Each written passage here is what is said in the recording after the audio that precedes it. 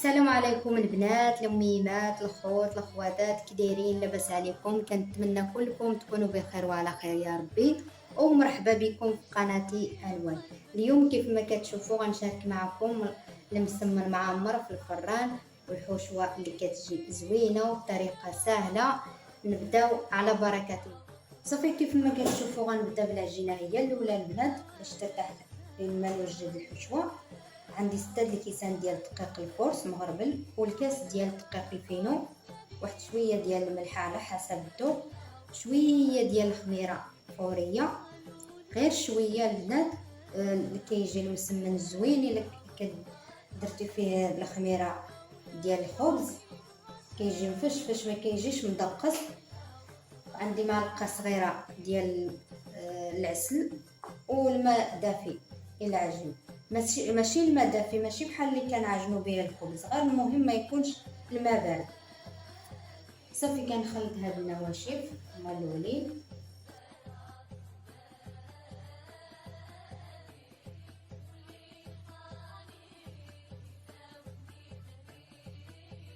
صافي من بعد من دلكت العجينه ديال البنات بهذا الشكل هذا، دلكتها شي شويه. صراحه كيكون الفرق ما بين الا دلكتيها شي شويه في هذه المرحله غير الا جمعتيها ودرتيها في البلاستيكه. صافي غنديرها في هذه البلاستيكه باش تكمل الدلك ديالها، وغندوز باش نوجدوا الحشوه ديالنا. هانتوما صافي غنشارك معكم المقادير والطريقه في نفس الوقت باش ما يجينيش الفيديو طويل. في المقلاة غندير واحد معلقه صغيره ديال الزبده، وغندير واحد شويه ديال الزيت النباتيه. هاد الحشوه راه شاركتها معكم في البريوات البنات. دابا غير اليوم زيدت فيها واحد الحبه ديال البصله وشويه ديال الكفته. هادو هما المكونات اللي زيدت فيها اليوم. اما راه شاركتها معكم، درتها بالفلفله حمراء وبرميسيل والزيتون والفرماج في البريوات.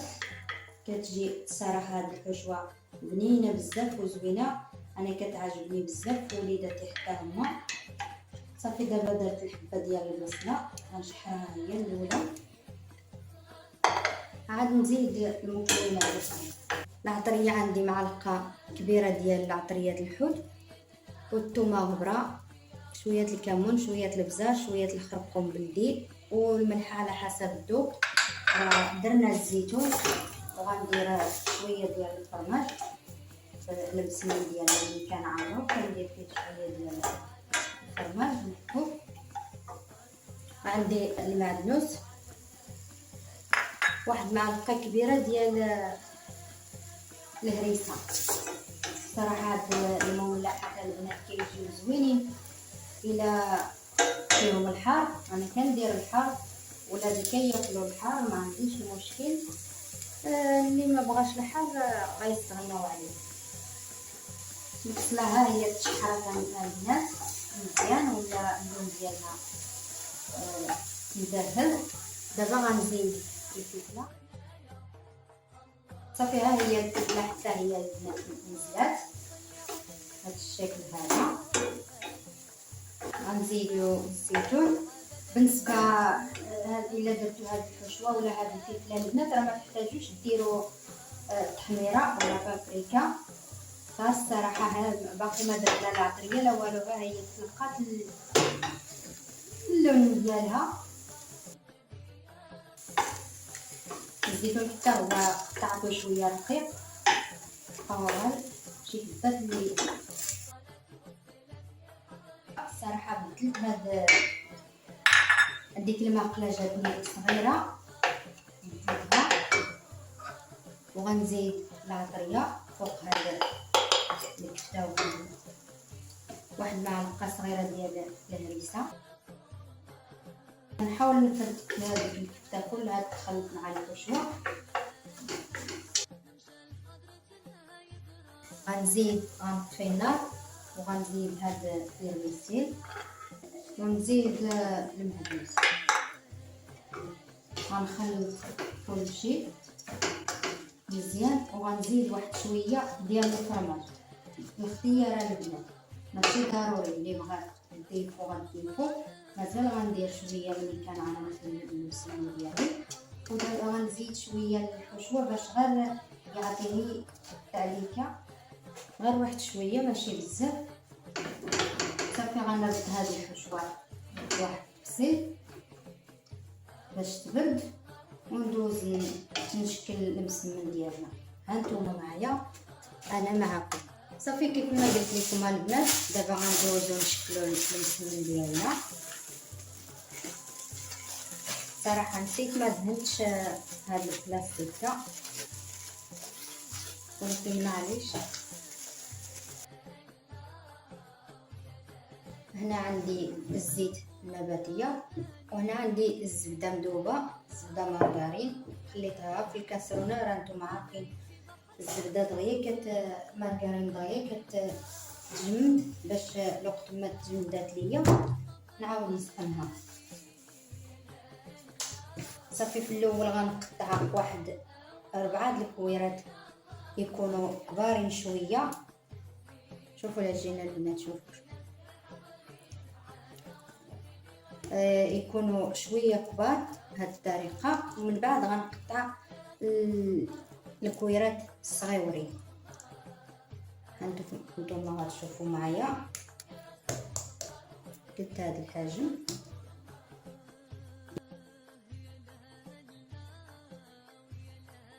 صافي غنغطيهم واحد شويه ها يرتاحوا واحد شويه، وصافي ندوزو باش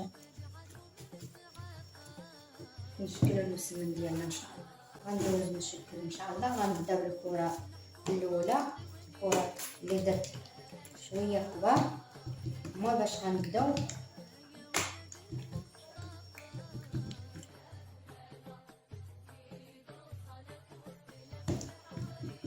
صافي في الاول كنورق غير بالزيت، ومن بعد كنرش شويه ديال الزبده،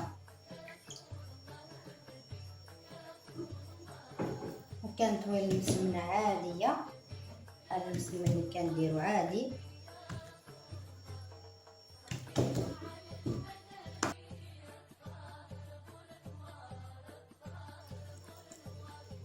صافي كندير وحده وسط وحده، من بعد غيوليو عندنا غير جوج هاد الكبار. باش تعرفوا العجينه زوينه البنات، شوف كيفاش كتدير البقعات. صافي غنكمل بنفس الطريقه هاد جوج اللي باقيين عندي، والاخرين الصغار غنديرهم كلهم بوحدهم. اللي غنديرهم بنفس الطريقه، ولكن كل وحده بوحدها.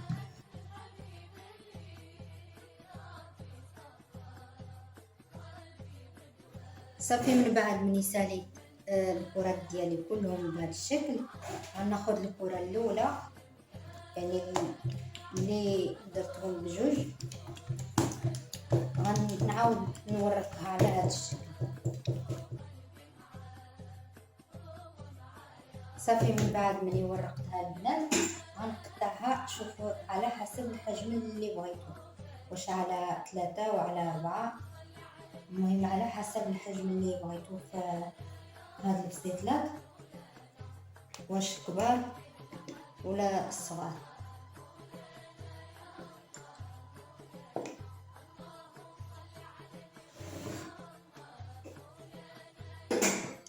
صافي كنبقى ناخذ واحد شاطر ديال المسمن،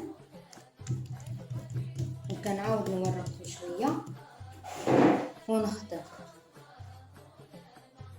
صافي الحشوه ديالنا ها هي بردات. الصراحه هاد الحشوه البنات كتجي زوينه، كتجي بحال الحشوه ديال الفصيله. صافي دابا غناخذ هاد الغلاقه هادي قلبها هي باش غنخدم. تقدر ديروا بحال هادي، تقدر ديروا جبانيه ولا شي حاجه. غنبقى نزيد هاد الاشرطه بحال هكايا. وغنعمر. احسن حاجه ديروا شي حاجه هكا البنات صغيره، باش ملي كتعمروا البسيطلات ديالكم يجيو هكا عامرين مقادين. ما ديروش شي حاجه كبيره على العجينه.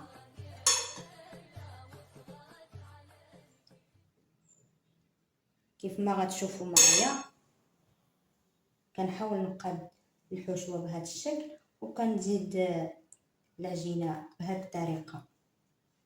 نحاول نغطي هذه الحشوه كامله. الا كانت العجينه كثيره قطعوها، الا كانت بحال الزوائد بحال هذه الطريقه قطعوها. الا كانت بانت لكم غير يعني عادي صافي غتحاولوا تقادوها بهذه الطريقه باش تجي البسيطله هكا مقاده كلها،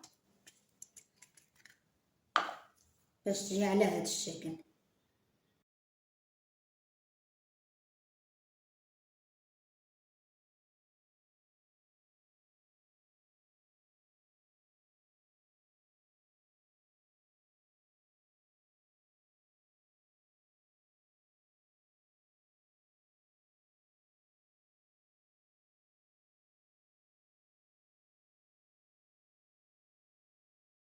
صافي من بعد مني ساليت الكميه ديال المسمن اللي عندي بهذا الشكل البنات، عندي بيضه كامله زيدت ليها شويه ديال السوجه.